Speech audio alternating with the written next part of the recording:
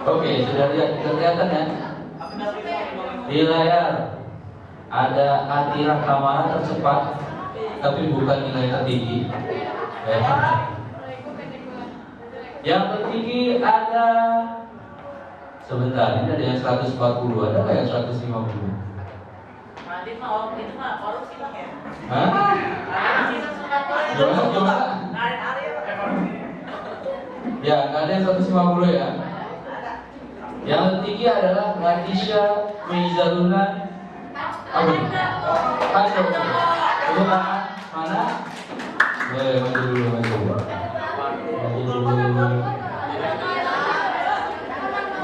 Selamat. Oke ya.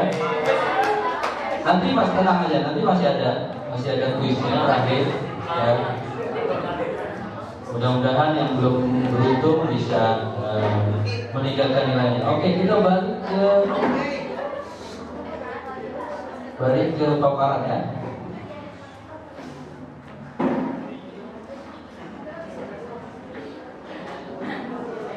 Biar terbakar kalorinya dari habis makan. Kita yel dulu. SMP 172.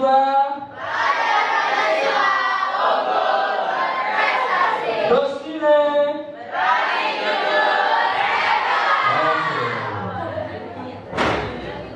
Oke, kita masuk ke paparan selanjutnya. Setelah tadi nonton, ya, saya kasih share lagi sekarang. Ada yang tahu nggak apa itu korupsi? Definisi korupsi. Gak harus benar, yang berani coba. Ada yang berani? Tadi dari tadi cowok mulu nih, masa cowoknya gak ada yang berani? Ayo, atau saya tunjuk? Jangan saya tunjuk, ketua sisi yang tunjuk. Tunjuk bibirmu dari kaum wanita.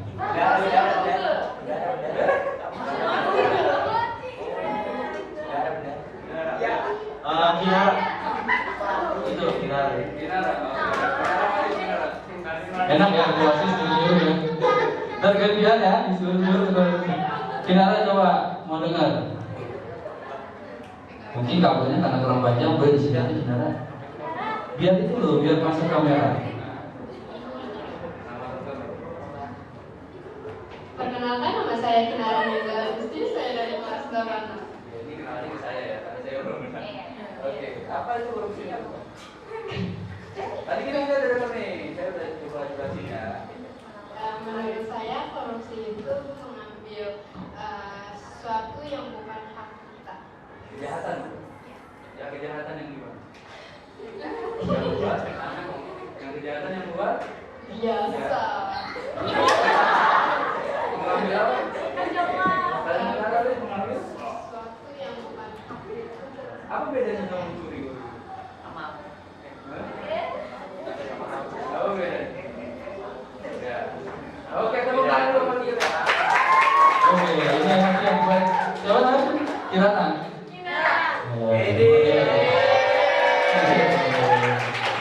Oke. Ya, korupsi itu berasal dari bahasa Latin. Corruptio atau corruptus yang artinya busuk, rusak, menggoyangkan, memutar-balik atau menyogok. Teman-teman udah pasti pernah pakai komputer laptop kan ya, sering ya. Ada filenya korup, filenya rusak. Jadi korupsi itu bisa berarti memang memutar-balik, menyogok, tapi juga bisa merusak. Ya, dari definisi dari undang-undang anti korupsi, korupsi adalah perbuatan melawan hukum dengan maksud memperkaya diri sendiri, orang lain, baik perorangan maupun korporasi, yang dapat merugikan keuangan negara atau perekonomian negara. Ya, ini ada di Undang-Undang Nomor 31 Tahun 99. Ya, jenis-jenis korupsi ada 7 kelompok. Pertama, merugikan keuangan negara, suap, penggelapan dalam jabatan, pemerasan, perbuatan curang, konflik kepentingan dalam pengadaan, dan gratifikasi. Ya, yang sekarang ketua KPK sekarang tadi Pak siapa? Pak Firly Bahuri kena kasus yang mana? Suap. Merugikan keuangan. Ayo. Penggelapan dalam jabatan. Oke. Belum. Ayo. Kebuktiannya semuanya juga ada yang benar. Oke, boleh Om. Dia melakukan pemerasan kepada siapa? Kepada siapa?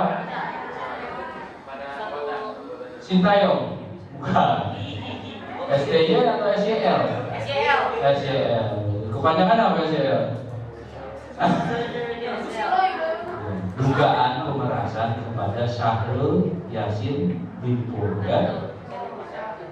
Tadi ada gratifikasi, ada pemerasan, ada suap, ya. Kelompok kedua, kelima, dan terakhir ketujuh. Kedua, keempat, dan ketujuh. Apa bedanya gratifikasi, suap, sama pemerasan? Ya. Kalau suap tahu ya?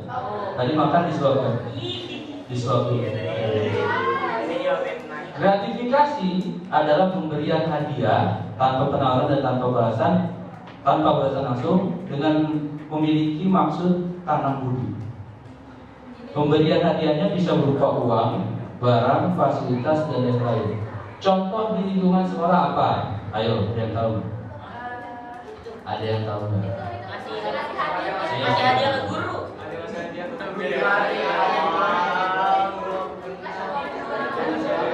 Namanya di balik yayasan.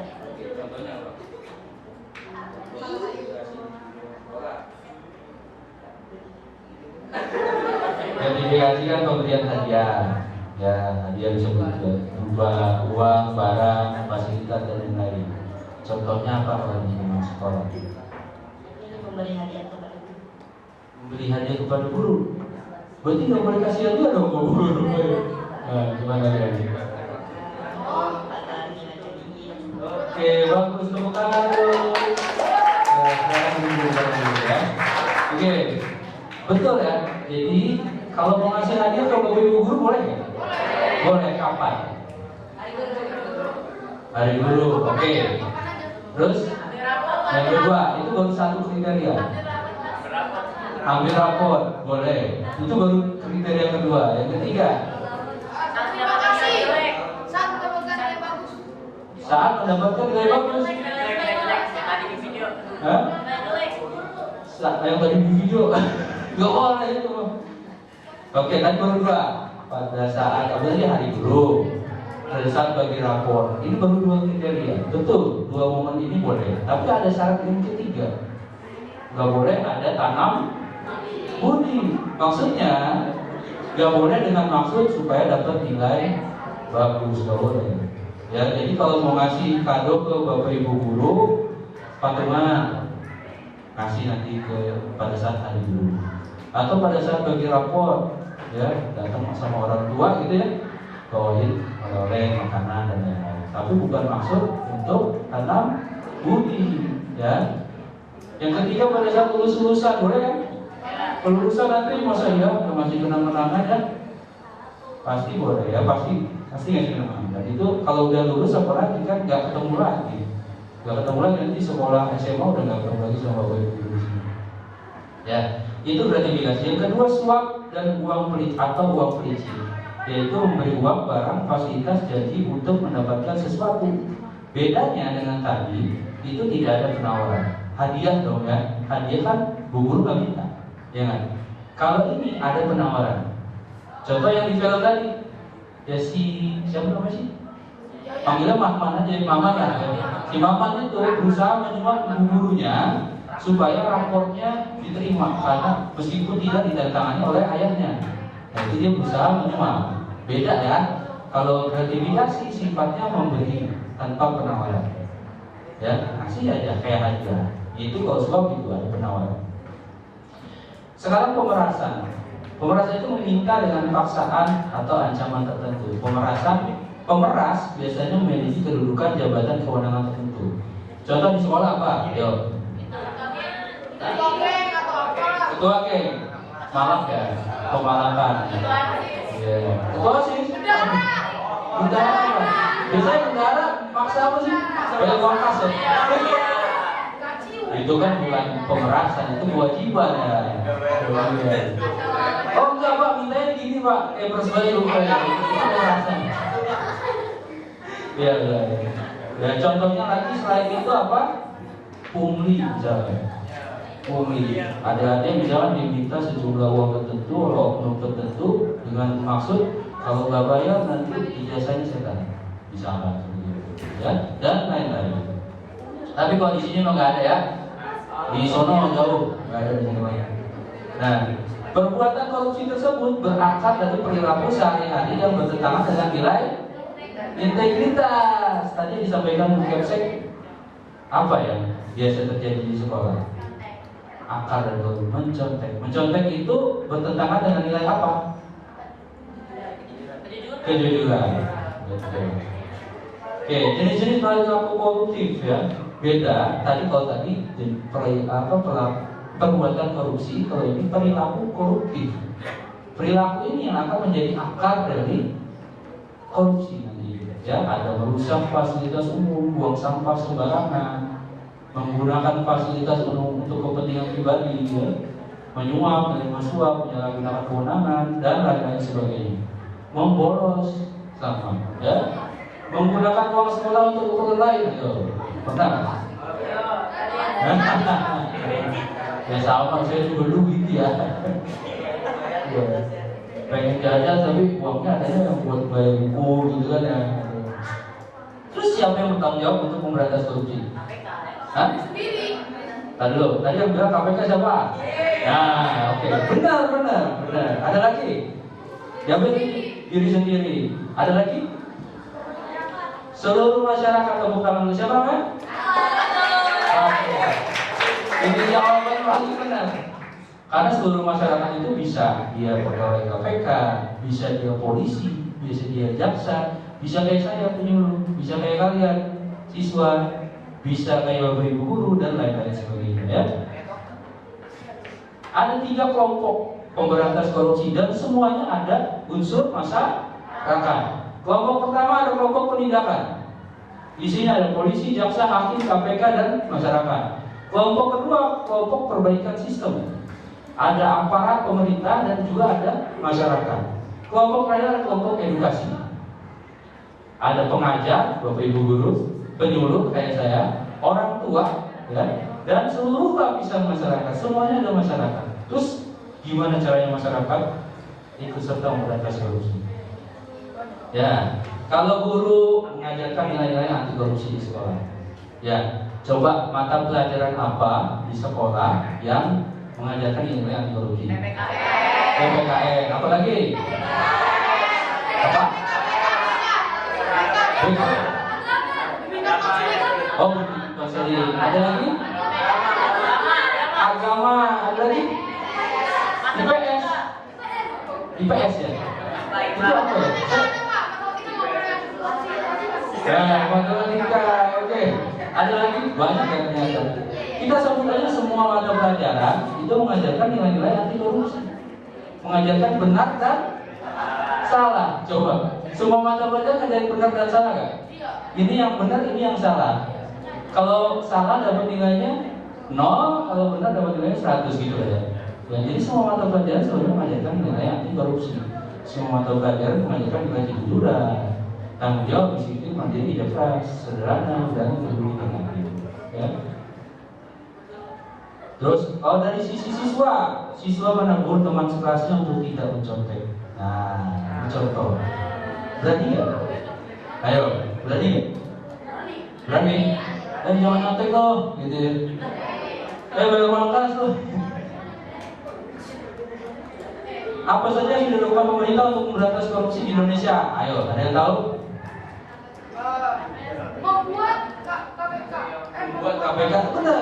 Membuat KPK, mendirikan KPK. Apa lagi? Ini penyuluhan. Memberikan penyuluhan seperti saya. Ya, ada lagi? Hah? Apa? Kamu jangan ragu-ragu. Pasti benar kok. Sosialisasi boleh ya. Ya, yang pertama bikin aturannya dulu. Ternyata aturan pemberantasan anti korupsi sudah ada dari tahun 1957, ya. Dari dulu namanya berada aturan penguasa militer nomor sekian tentang pemberantasan korupsi yang dibuat oleh Angkatan Darat dan Angkatan Laut. Ya dulu mungkin tahun segitu Indonesia ini diperintah pemerintahnya dari militer. Yang terbaru itu ada Undang-Undang 30 tahun 2022 tentang pengadilan tindak pidana korupsi. Dan yang terbaru lagi adalah Undang-Undang nomor 19 tahun 2019 tentang perubahan Undang-Undang nomor 30 tahun 2002 tentang Komisi Pemberantasan Tindak Pidana Korupsi. Aturannya udah ada, apalagi? Penindakan. Jadi aturan dibuat untuk ditegakkan. Nah, bentuk penegakan aturan itu adalah penindakan. Ya. Jadi yang melanggar aturan ditangkap, diadili. Apalagi? Perbaikan sistem. Tadi yang saya cerita. Kalau layanan BPJS diperbaiki, mall pelayanan publik ini mau contoh mall pelayanan publik. Ya. Ada pernah ke kelurahan? Pernah lihat nggak layanan kelurahan di Jakarta lah, ya? Dan lagi mau mikir gimana? Sudah jauh lebih baik ya. Mungkin kalau adik-adik dulu datang sebelum eranya siapa? Pak Ahok ya. Dulu Pak Ahok kan jadi gubernur ya. Mungkin masih banyak calo, masih banyak pungli. Sekarang sudah jauh lebih baik ya. Apalagi kalau adik-adik main ke mall pelayanan publik itu sama kayak mall lah. Ya gimana rasanya kalau ke mall? Yang terakhir edukasi. Ya edukasi bisa jadi di kayak gini, penyuluhan, sosialisasi. Pelajaran-pelajaran di sekolah P5 ya, ada P5 ya. Ya Pancasila apa itu? Panjangannya? Ya. Ada juga yang dari film tadi. Contohnya ada yang bikin film kita nonton bareng, ya. Banyak caranya. Dan di perguruan tinggi itu ada mata kuliah anti korupsi. Ini beberapa perguruan tinggi yang sudah menerapkan pendidikan anti korupsi dalam mata kuliahnya. Ya. Nah sekarang gimana caranya kita adik-adik memupuk sikap anti korupsi? Caranya yang pertama adalah dari role model. Apa itu role model? Hah? Role model itu artinya apa?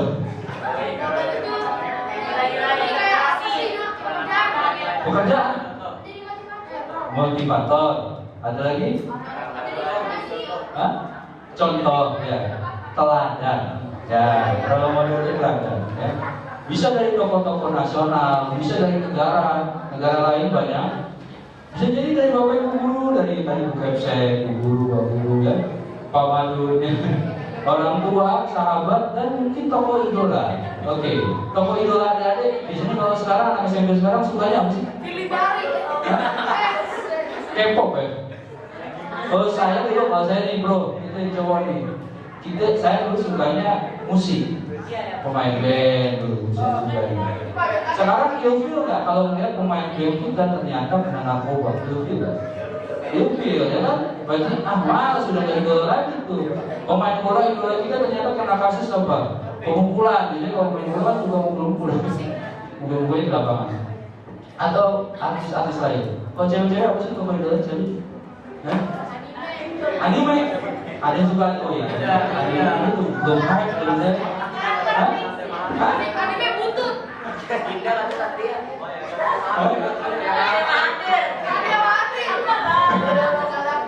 Oh Satria Wahid, astagfirullah. Itu saya tahu loh. Itu apa yang dibanggakan dengan? Gak usah. So ini deh, emang HP-nya udah boba.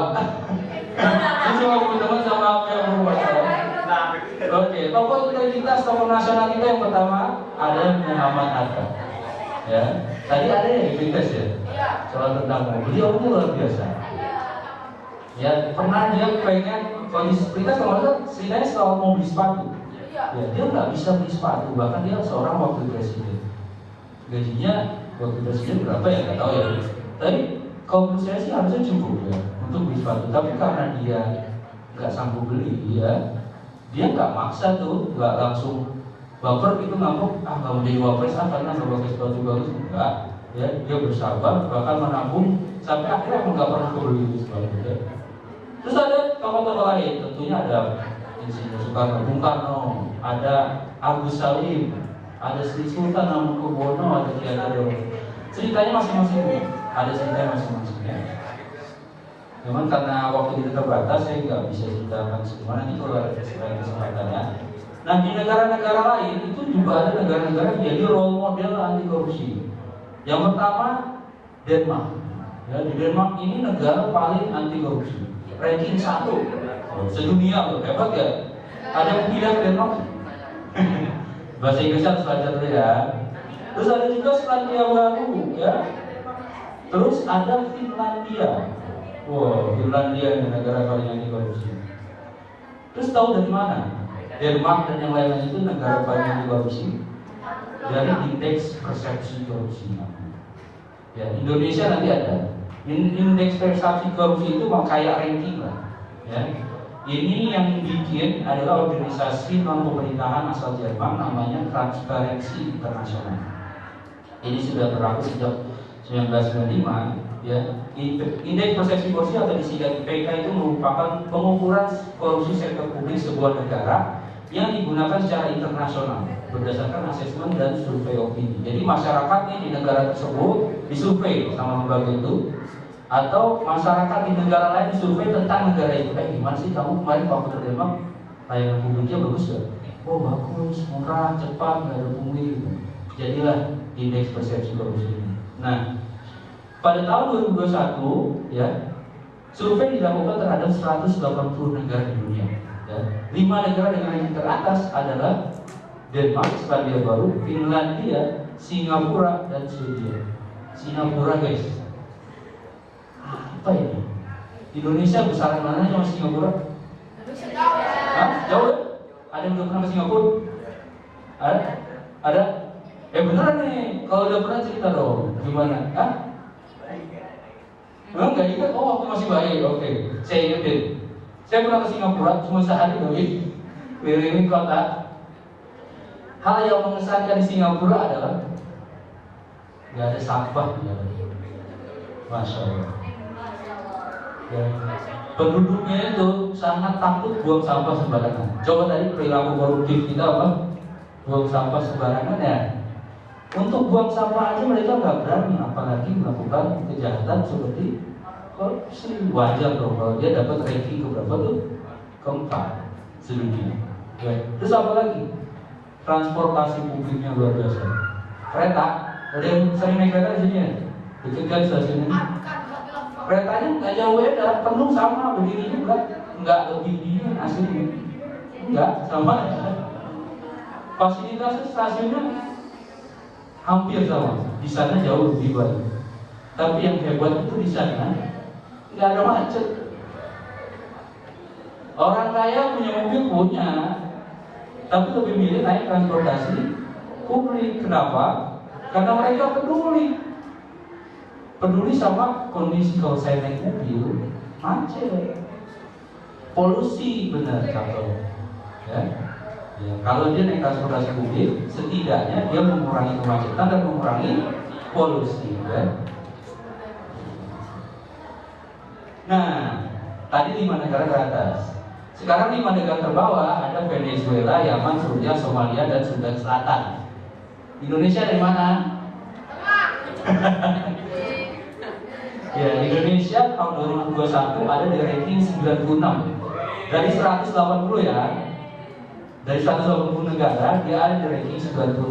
Tapi tahun 2022 itu dia anjlok ke ranking 110.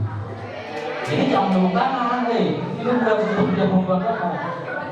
Ya, ini bukan sesuatu yang membanggakan. Nah, bukan 5 ranking terbawah sih, bukan, tapi tetap saja bukan hal yang membanggakan. Nah, 5 ranking terbawah ini negara-negara ini mungkin karena kondisi krisis keuangan di sana, dan juga ada konflik bersenjata seperti Suriah ya.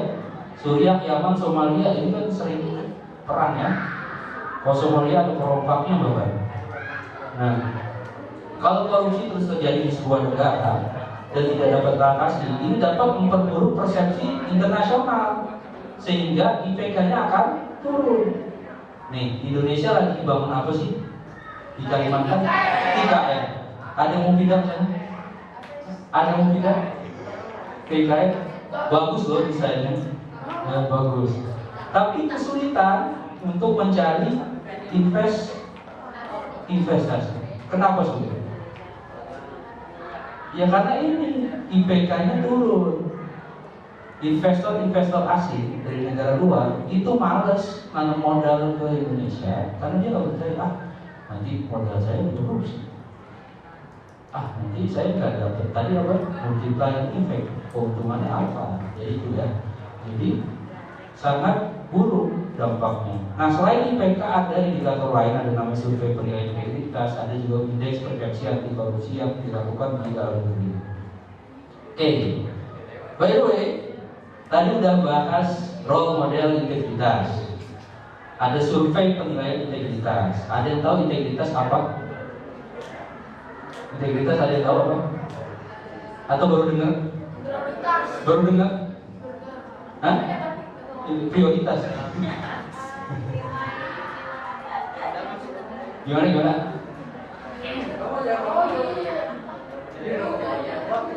Biar kelihatan di kamera. Tahunya ya? Ya, nggak apa-apa. Ya. Integritas itu adalah nilai SDA sumber daya manusia di negaranya. Oke. Tepuk tangan dulu. Ya. Nilai sumber daya manusia yang ada di negaranya. Kita sempurnakan dulu. Ya, dalam Kamus Besar Bahasa Indonesia, integritas itu merupakan mutu, sifat dan keadaan yang menggambarkan kesatuan yang utuh sehingga memiliki potensi dan kemampuan memancarkan kewibawaan dan kejujuran. Enggak, tadi benar nilai yang sumber daya manusia yang berlaku di negara. Bisa jadi di dalam sebuah negara, di dalam satu lingkungan sekolah, di dalam satu organisasi ya nilai integritas itu bisa macam-macam ya. Seseorang yang menjaga integritas akan memiliki sikap yang mencegahnya untuk melakukan tindak pidana korupsi. Ada 9 nilai integritas, ada di sini dan ada di sana. Ya. Jujur, tanggung jawab, disiplin, mandiri, kerja keras, sederhana, berani, peduli, adil. Coba dibikin singkatannya.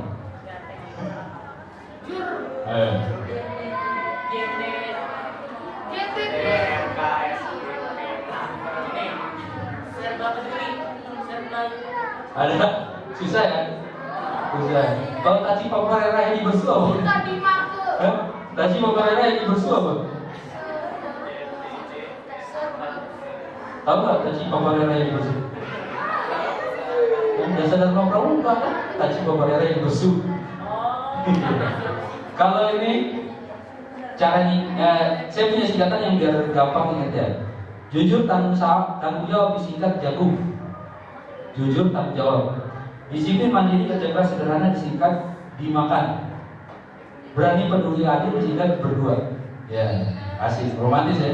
Jagung dimakan berdua. Ada yang pernah makan berdua? Ya, jagung dimakan berdua. 9 integritas. Pertanyaannya, sudahkah kita melaksanakan tadi? Ya, nilai-nilai integritas tadi. Ayo, saya kasih tantangan. Ada yang belum jujur? Oke, bagus. Ada yang belum merasa belum bisa bertanggung jawab sama diri sendiri? Luar biasa, keren. Ada yang belum disiplin? Ada yang belum merasa belum bisa mandiri?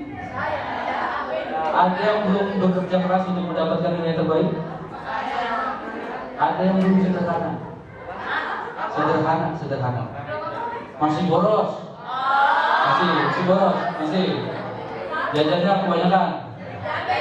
Ada yang masih takut, belum berani, takut mengingatkan orang, takut menegur temannya, masih.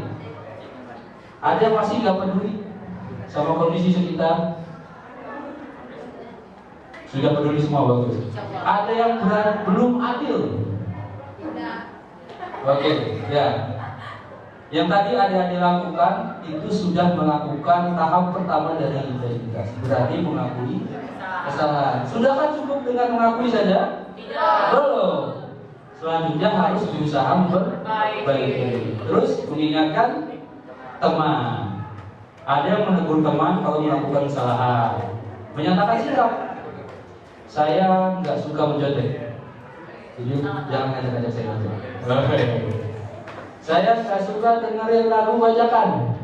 Jadi jangan kirim-kirim lagu bajakan gitu. Masih ada nih MP3 bajakan. Terus berani menegur orang yang lebih tua. Nah ini dari level berikutnya. Menegurnya dengan cara yang santun. Maaf Pak, di sini di sekolah dilarang merokok. Jangan merokok di